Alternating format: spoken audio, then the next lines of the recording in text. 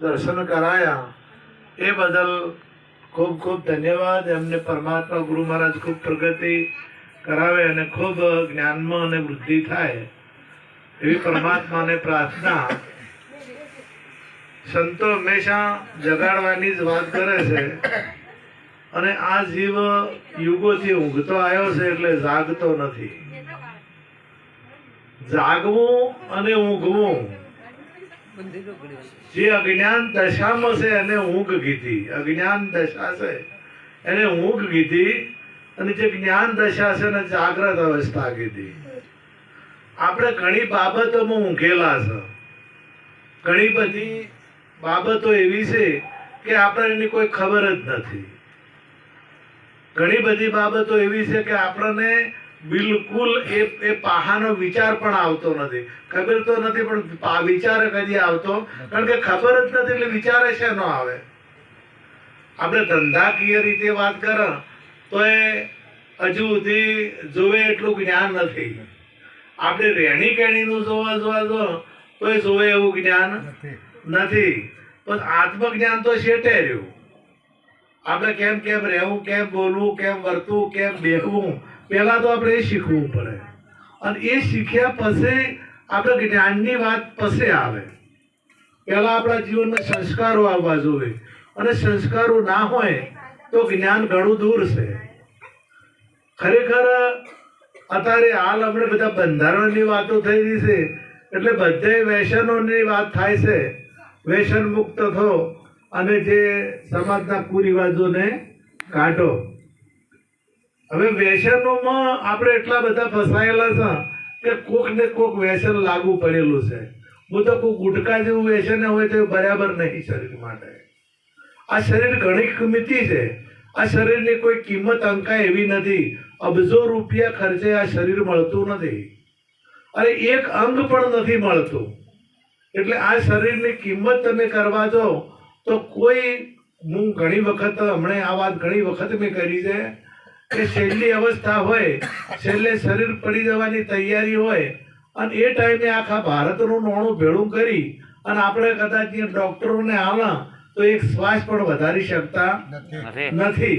તો એક બાજુ આખું ભારતનું નોણું મૂકો અને એક બાજુ એક શ્વાસની કિંમત. તો એક શ્વાસની કિંમત એટલી હોય તો બધા આખા જીવનની કિંમત કેટલી થાય? આપણે જો એક શ્વાસની કિંમત આખા ભારતને આખા વિશ્વનું નોણું એક બાજુ પહેલા તો એક શ્વાસ વધતો નથી. તો આખા એક બાજુ આખું વિશ્વ છે, વિશ્વની કમાણી છે વિશ્વનું, અને એક બાજુ એક શ્વાસ છે. તો આ શ્વાસની એટલી કિંમત છે, એક શ્વાસની એટલી કિંમત છે. તો વિચાર કરો કે આ જીવન કેટલું કિંમતી કહેવાય. એટલે ને અનમોલ કીધું છે કે એની કોઈ કિંમત અંકાય નહીં. આ એ એવો છે કે આ સાધનથી તમે તમારે જે મેળવવું હોય મેળવી શકો છો. પરમાત્માએ આપણા ઉપર કૃપા કરી, આપણને મન, બુદ્ધિ, ચિત્ત અને અહંકાર આ 4 અંતકરણ આપ્યા. બીજા પશુઓમાં આરે અંતકરણો નથી. બીજી યોનિઓમાં તમારા જેટલી બુદ્ધિ બીજામાં નથી, તમારા જેટલી શક્તિ બીજામાં નથી. એટલે પરમાત્માએ આપણા ઉપર કૃપા કરી અને વધારેમાં વધારે જે હતું મૂડી હતી એ તમને આપી દીધી, મનુષ્યને આપી દીધી. હવે એ મનુષ્યને શા માટે આપી? કે એ મારું ભજન કરે અને મારી ઓળખાણ કરે. તો આપણે એની ઓળખાણ કરવાના બદલામાં આપણે તો અહીંયા તો બધા બેઠા છે, લગભગ ઓળખીને જ બેઠા છે, પરંતુ લગભગ જગતના ઘણા બધા જીવો છે કે જેને આ કિંમતી સાધન આપ્યું છે એની કોઈ કિંમત ગણતા નથી. એનો ઉપકાર ભૂલી ગયા, એનો ગુણ ભૂલી ગયા કે જેને આટલું મોટું આલ્યું છે તો આપણે એને ગુણ ગાવા કે ના ગાવા?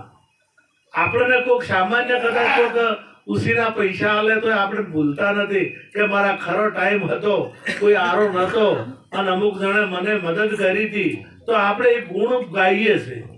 એટલે ગુણ, આ પરમાત્માનો ગુણ ભૂલાય એવો નથી. હવે આ પરમાત્માએ આપણને સાધન આપ્યું છે કિંમતી, પણ પરમાત્મા જાતે દર્શન કરી શકતા નથી, જાતે દર્શન આપી નહીં શકતા. ભગવાને જન્મ આપીને બંધનમાં નોખ્યા. માયાનું બંધન, વિષયોનું બંધન થઈ ગયું છે. આમ તો જન્મ્યા તાર કોઈ બંધન હતું જ નહીં. જન્મ્યા તારે કોઈ વિકાર નતો, જન્મ્યા તારે કોઈ બંધન નતું, જન્મ્યા તારે એને ખબર જ નથી કે હું કોણ છું. એ પોતાના મૂળ સ્વરૂપમાં જ હતો, પણ પછી થોડે સંગ થયો, અને સંગ થયો એટલે વળગાડી ગયા. પછી બધા કીધું કે તું અમુકનો દીકરો છે, અમુક તારું નોમે પછી આપણે પાડ્યું, ન કે નોમે એનું હતું નહીં, નોમ વગરનો હતો. જન્મે તારે નોમ વગરનો, અને મરે તારે અનોમી. શું કહે એને? નનોમી. એને નનોમી કહે છે ને. અને જન્મે તારે, આ તો પછી નોમે વસમાં આવ્યું ને, નોમ વસમાં આવ્યું. જાય તાર નનોમી અને આવે તારે એનોમી.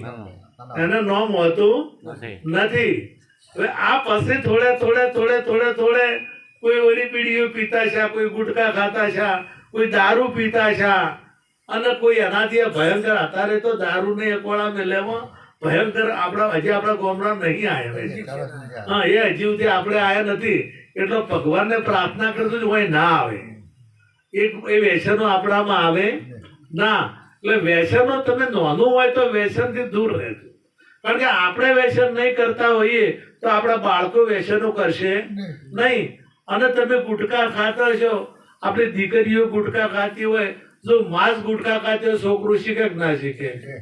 ઘણા વર્ષની વાત છે. આહડા ગોળાઈમાં હું ઊભો હતો, અને એક ભાઈ આંખમાં દીકરીનો છોકરું તેડી નાઈ, અને એની પડી તોડી. પડી ગુટકા જ હતી, ખાધી નથી. મેં જોઈ એક ગુટકો તો છોકરાને બે માંથી ગવરાયો. તો આ છોકરું પછી એ પછી શીખે કે ના શીખે?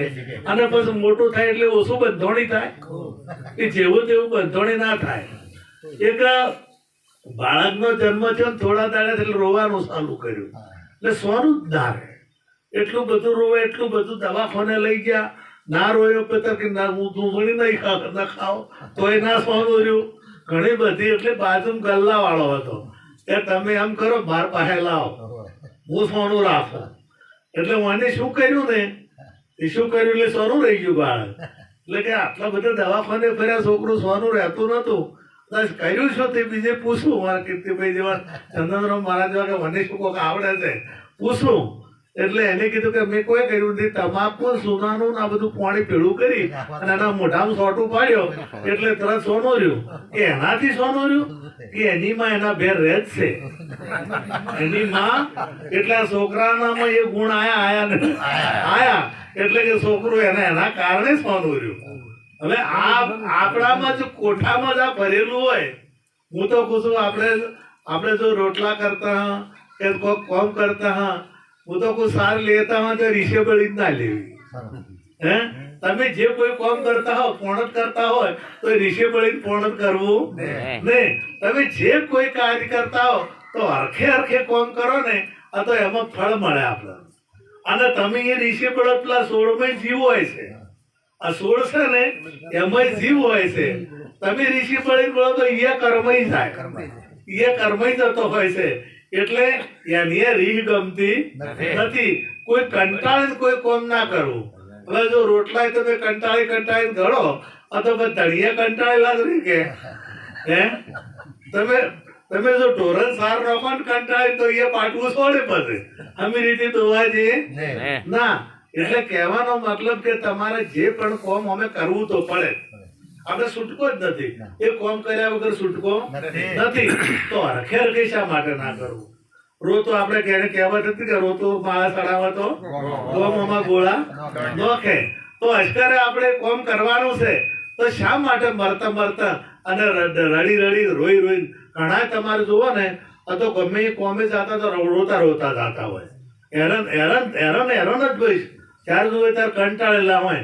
અને ઘણા એવા હોય કે તમારે કાયમી હરખમાં તમારે જીવન, તમે જો હાતું જીવન હશે ને તો આખું વધી જાય. તમારું જીવન જો હતું છે તો રોગ ઓછા થાય. તમે જો જીવન તમારું હતું હશે તો તમારા 100% જીવન વચ્ચે ને, અને તમે રીશેર બળી રહેજો તો સડી જાઓ. તમે જે રી વાળા હશે ને, તમારે જોવાનું હુકાયેલા હોય નથી હોતા. અને